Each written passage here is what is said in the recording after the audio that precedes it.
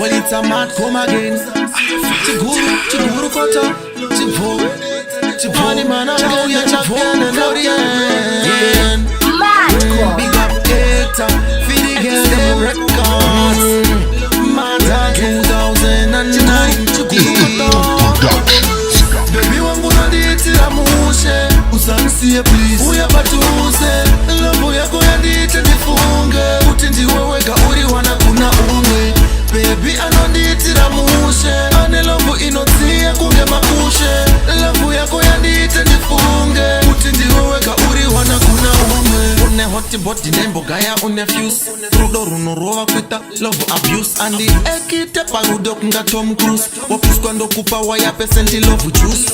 Ja unoita shinonditira kudana nanewe inindeka shipikira une maziruno anondishimbira ndokusa kachimbo pamikiri ndashipira baby wangu nonditira mushe usansie please uya batuze lambo yako yandite nifunge kuti ndiweweka uri wana kuna umwe baby anonditira mushe ane lambo inotia kunge makushe lambo yako yandite nifunge kuti ndiweweka uri wana kuna umwe uya batuze pangu umbondizembera munzeve mako ndobva ndazelezera handi mbokunyepera ndodatidana nekusvikira tachembera chandinoshuvira ndechekuti tivake musha vanegodo munzira yedu tichipusha ndoda kukupa rudo runokugutsa wondipa rudo rwakadzika runondimudza bebi wangu nondiitira mushe usanisiye please uya batuze lambo yako yandiite ndifunge kuti ndiweweka uri wana kuna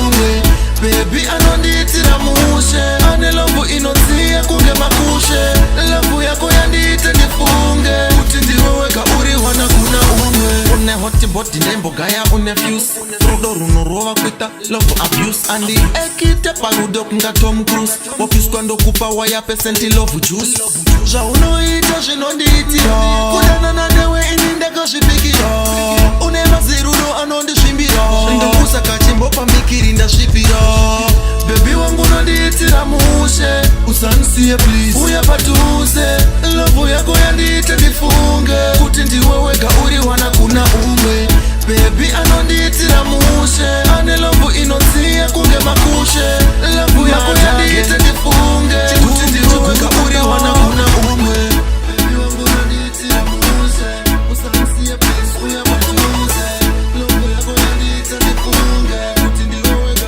uri wana kuna umwe